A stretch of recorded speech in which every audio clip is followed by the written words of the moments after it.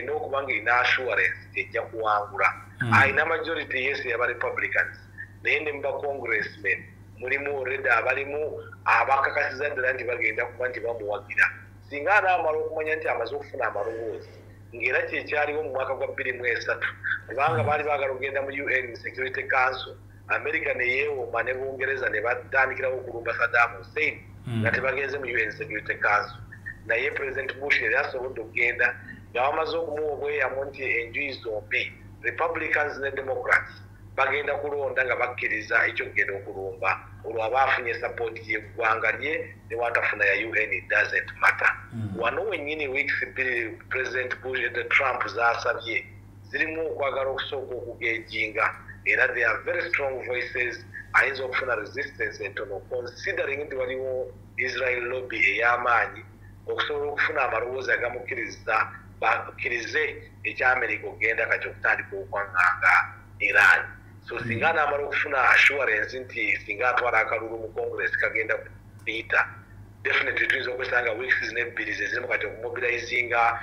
basenators bacongressmen rather babategeke bagenda okuba nti bagenda okulonda ku kiteeso ekinene kino ekyokutwala Amerika mu lutalo abaffe luno olutalo Amerika egenze kululwanira Israeli ng'omwana waayo nga bwe kibadde nga bulijjo oba ate wayinza okubeeramu ebirala ebyekusiseemu it is definitely a question kyetajja kumanya okujjaku nga tumaze kulaba okusalawo okunyina okunaaba kusaliddwawo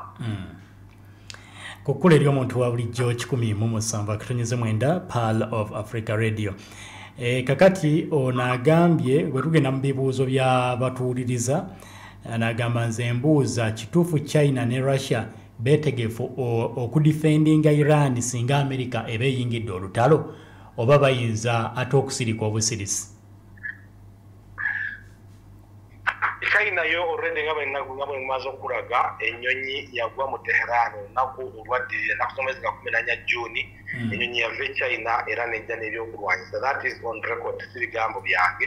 yamala okuyingira wakati China okuba nti yalaga mu mbeera eyo already kiba kimaze okuwa implication ekyawa China waayimiridde Russia nga bwe nkugambye alinga akyakwata ebisubi ali ku kisenge tannasalawo oluuyi kirwadda kugwa bweru oba kusigala munda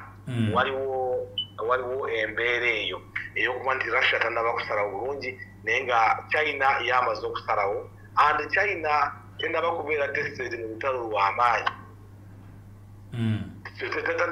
tannaba kubeera tested mu lutalo lw'amaanyi so mere fact nti azireyo okulwanyisa ery'amaanyi ebimu ebibadde bitannaba kubeera tested waliwo okuba nti tetunnamanya busobozi bwabyo abafaana abayaweereza buli obwafeekibwe oba n'aba aleese ekirambalamba kubanga mere fact nti akoze kino kyekiri kyonna kyonna whether it is symbolic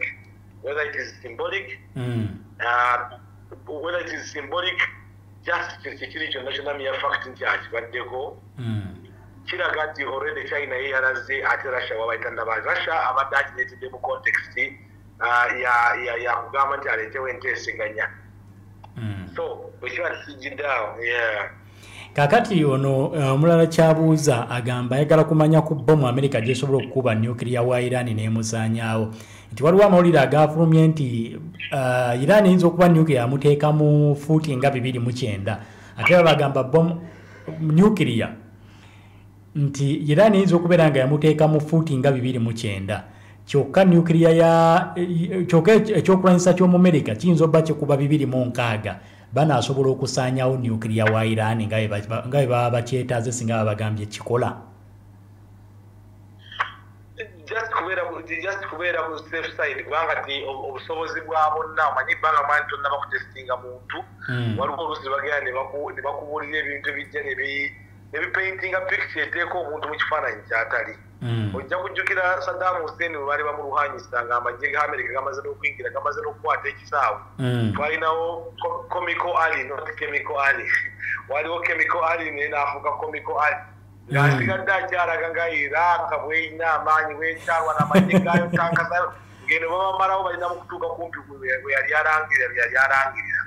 so ebintu ebimu ate Abayirani tebabadde bantu bagenda kweragaalaga nnyo naye ekiri clear kiri nti sites zaabwe zonna ziri deep underground si site zokka balina n'ebibuga ebiri wansi mu ttaka ebibuga ebisobola okusurvivingira ddala obulamu bwa post nuclear nga boolaba mu Israel bwe bazimba bomb shelters olowulira endulu kasita zimala okutandika okukubakuba nga basaba abantu banguwe mangu bagende mu bankazi zaabwe lwaki nti bomu zino zonna singa zijja nezikuba ebizimbe eno waggulu eno wansi bakyasobola okusira nga balina obulamu obusira nga bugenda mu maaso for how long Allah yasinga okumanya naye nga mefact balina possibilities ezo Iran mu kwetegeka balajjukira nti nga bwona Abaisirairi bemaze emyaka 20 ng'etegeka olutalo luno almost Iran kiyitwalidde emyaka 50 naye okwetegekera kino okuva lwe yajja ebadde under threat ekyasinza okuneewunyisira nga neetegekera puroguramu eno kwe kusanga nti nuclear facilities civilian nuclear facilities eza Iran zaatandika okuzimbibwa nga bali ku bukulembeze bwa Shah nga American company yennyini yali ereeteddwa okujja okuzimba nuclear treatment facility oba enrichment facility era kampuni ya America yali ewedde okutandika okukola omulimu ogwo mu 1953 bamala okuwambako Katikkiro yali alondeddwa n'amaloboozi amangi era kulinga okwali okufa kwa demokrasiya mu Iran Muhammad Musaddiq amala okuwambibwako n'attibwa mu ngeri ey'obulumi baleeta Shah Abamerika ne Bungereza olw'ensonga nti yali amaze okutandika okwekiika mu interest zaabwe British Petroleum ekyajja okufuuka British Petroleum yali Anglo Iran Oil nga Katikkiro ono mupi amaze okuginationalize nga agifudde ya government agijje mu mikono egya private bamala okujja Shah bamuleese bamutaddeko nga puppet mu bukulembeze ebbanga yaliko bayamba Iran okutandika okuzimba nuclear facility eya civilian use okusobola okukola ng'amasanyalaze n'ebifaanagana nabyo naye byatandikibwa America kampuni ng'ewereddwa contract ya America ne Bungereza okujja okukola omulimu ogwo Iran egenda okujja okuwambako Shah mu mwaka gwa 1979 Ayatollah Khomeini ne banne be yali nabo okuba najjukira mu buddukiro gye yali Bufaransa yali yaddukira era struggle yaabwe etandikira mu Bufaransa gye bava okujja okuwamba gavumenti e Tehran mu mwaka gwa 1978 bamala okujja mu lwende basangawo that civilian nuclear project bwekye bajja ne bagiteeka ku level ya acceleration ne bagiyingizaamu olunnamagye so olaba nti already waaliwo foundation yaabwe so kino kigenza okujja nga already bamaze emyaka gino gyonna nga beetegekera olutalo luno yes kakati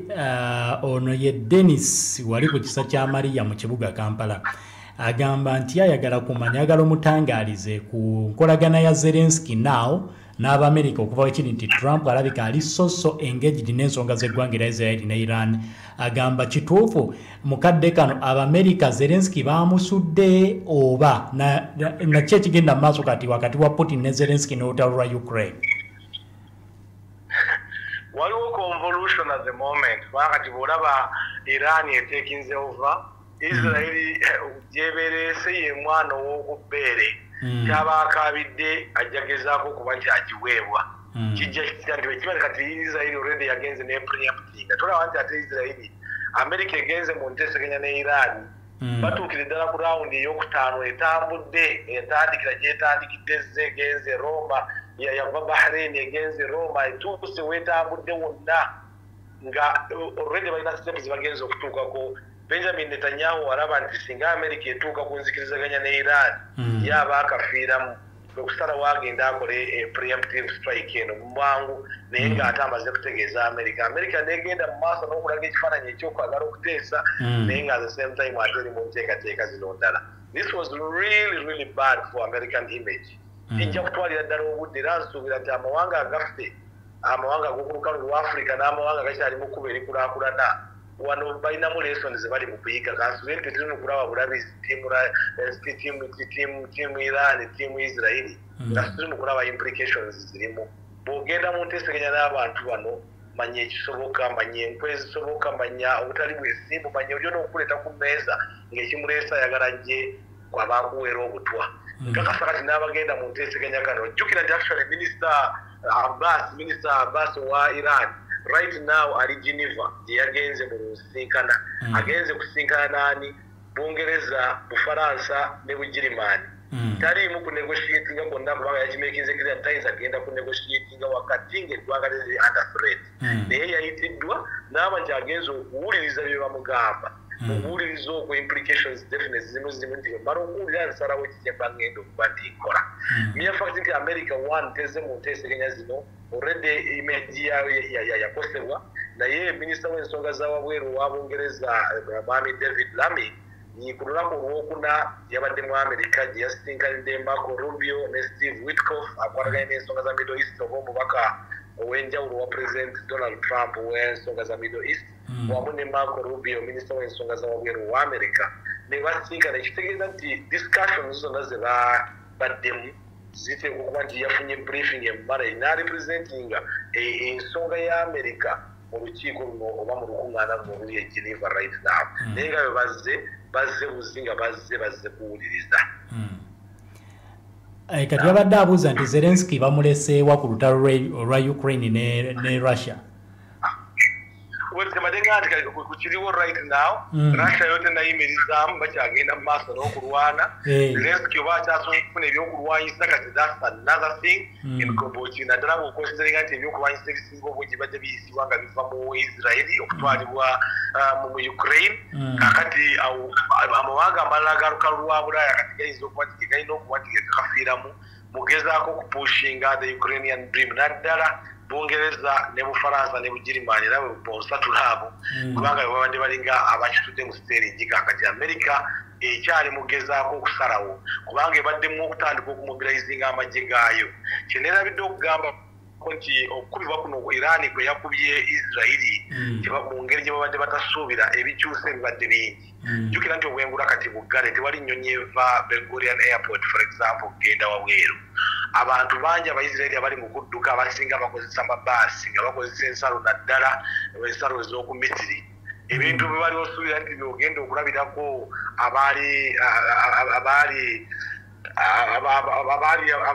abegaza abatuuze b'egaza abapalestina bwe bali badosuubira nti bali mu dduka ono Abaisirairi kati ate bebasinza okuba nti bamuliko naye nga bafulumira ate mu mawanga kubanga okuyita waggulu kati kyabulabe nnyo balina kukozesa nsalo za wansi so eyo that's another crisis definitely kati kijja okutegeeza nti amaanyi agagenda ewa Mwami Zelensky definitely gajja kuba gakoseddwako mu ngeri emu oba endala so kijja kusinziira ku lutalo olutambule tewanoona resources zebalimu zonna Israeli ennyonyi zaayo ezisinga obungi yazisengula oluvannyuma lw'okukubibwa kw'ekisaawe katono ku base bakuba ku kisaawe ennyonyi nezisinga nezisengula ezitwala mu base eya Bungereza eri mu Cyprus Akretini kati ennyonyi za Israeli nyingi gye zaatwaliddwa gye zikwekeddwa kuba zibeera safe kubanga wali level ya bombardment webadde yeyongere fakati Iran wali mu kusooka eringa eyayagala okukola public show eri abatuuze baayo okulaga missiles enkumu n'enkumu nga ziyinga eziyiika obuyisi ng'amazzi naye effectiveness yogenda okubaako damage ezikola wali mu kusooka teyali nnene kati missiles zakendedde naye ate ziri precise nnyo ng'ezigenda kati zigenda ku target butereevu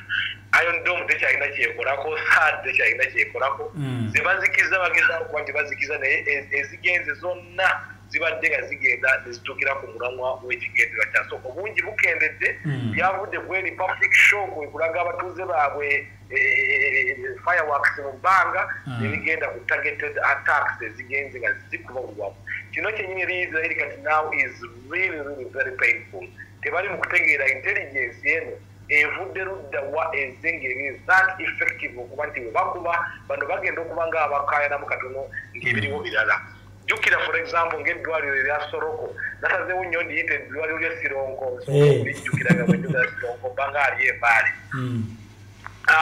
eddwaliro Soroko eddwaliro lyakubiddwa naye eddwaliro ligenda okukubibwa nga immediate waliwo military facility yennyini ey'amaanyi eri kumpi n'eddwaliro n'abalwanyi ba Israeli bonna abalumizibwa ku lutabaalo bino eddwaliro lye baleetebwamu okujjanjabibwamu okubanga minisita wa Israeli teyalina wadde ensonyi n'akatono okuvaayo amangu awo nga baakakuma eddwaliro n'avaayo n'aganja okukuba amalwaliro is a war crime ku malwaliro 24 agakubibwa mu Gaza kabaga nti abalwanyi ba Hamas gye beekwese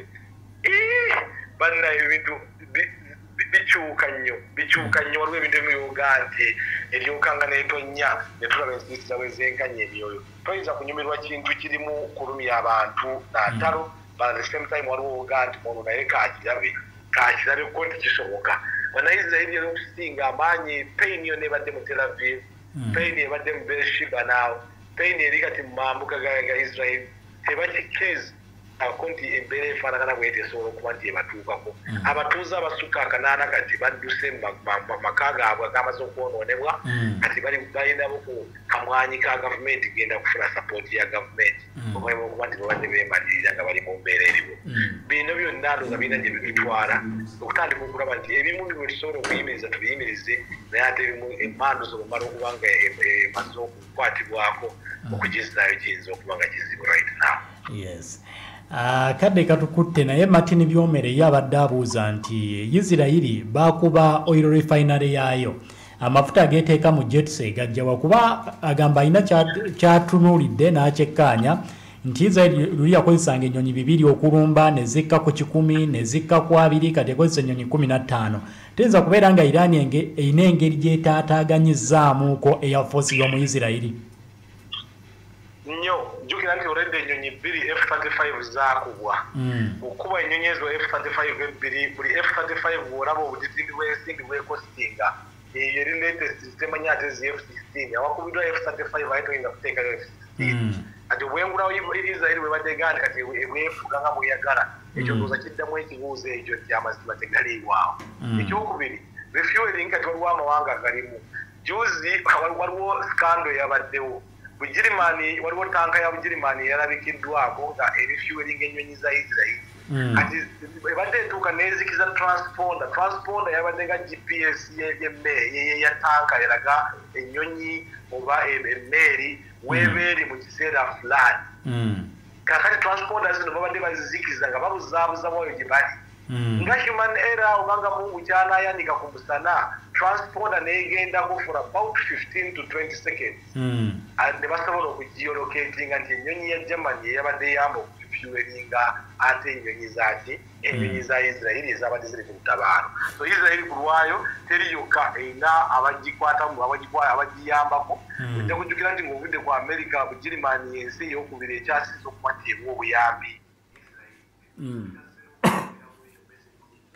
ya transponder yagenzeeko accidentally naye location yayo nesobola okuba nti yalabikiddwa ate eri mu kuteeka mafuta mu nnyonyi ya Isirairi emwanyi. So Isirairi teri yokka erina abanywanyi kale ndowooza nga bwe kirabisa ekya China nakyo ku Iran tuyinza okutandika okuwulira n'ebirala ebisobola okujja okutandika okuvaayo bye tutannaba kuwulira. Haji Kassim Kayiira tusiibula abawuliriza akadde katukutte. Amina tubeebaza nnyo okuba nti tuwuliza tusaba Allah nga bulijjo atwongere okumanya n'okutegeera atutaase ate ebibi ebirimu ataase atuleetera embeera ey'emirembe ku nsi tusobole okuvuunuka entalo zino bino byonna omuntu atuukeko nga asobola okubeerako ng'olina ensi erimu obutebenkevu wakiri. Saba Allah atukuume atwazike ku bulamu nate atwongere atuwe obusobozi bw'okusinkana wiiki ejja biiznihi azza wa jalla. Weebale nnyo wenna nsuubire nti wiikendi enaakubeera n'omuso. Ye Haji Kassim Kayiira bwetwe tuwadde program The Big Story ensonga ennene nkakasa nti bingi byosobodde okubeera nti oddibwamu ebibuuzo ebisinga bibadde bifaanagana ebiyise ku mukutu ogwa WhatsApp njagala mukulu Julius mbikkuleko wano ku mukutu ogwa WhatsApp Martin Byomere omaze okubeera nti oddibwamu bulungi ddala. Okay, ono agambye ssebo lwaki ebizimbe bya Isirairi tebigwa. Ono n'agamba yaani mukulu wange nkulamusizza nnyo mbuliza Haji Kassim Kayiira era ne Isirairi ani anakifunamu kubanga Iran ekuba bizimbe ate Isirairi enyiga bakulu mu ggwanga eryo kakoza Samu osinzidde kamwokya. Onagamba omugabi nze Lujja Steven wanebula mu Texas kwe tuli tutumbudde webale nnyo bwana Lujja Steven. Okay, ompoyo omulala onagambye lwaki mwogera nnyo ku Isirairi bwekola loosi Iran yo tennakola loosi ssebo oba ebizimbe byeyokya mulyoke mu reporting ku Israel yokka ne Iran tugiriportingako n'enfe ezikubiddwa n'abajje n'abatiddwa of course ab'eggwanga erya Iran n'ebintu ebikubiddwa abantu 403 be baakafa mu ggwanga erya Iran. Onagamba thanks my question Julius Mutaya Kitungwe wa Kiso okay webale kubeera nti otugoberera bwana Julius. Pakistani ne North Korea banayamba Irani kyobadde weebuuza nkakasa ebibuuzo biddiddwamu ku baani abayinza okuyamba Iran. Onagamba salamu alaikum warahmatullahi wabarakatu tumbulidde mannya okay bebayitise ku mukutu ogwa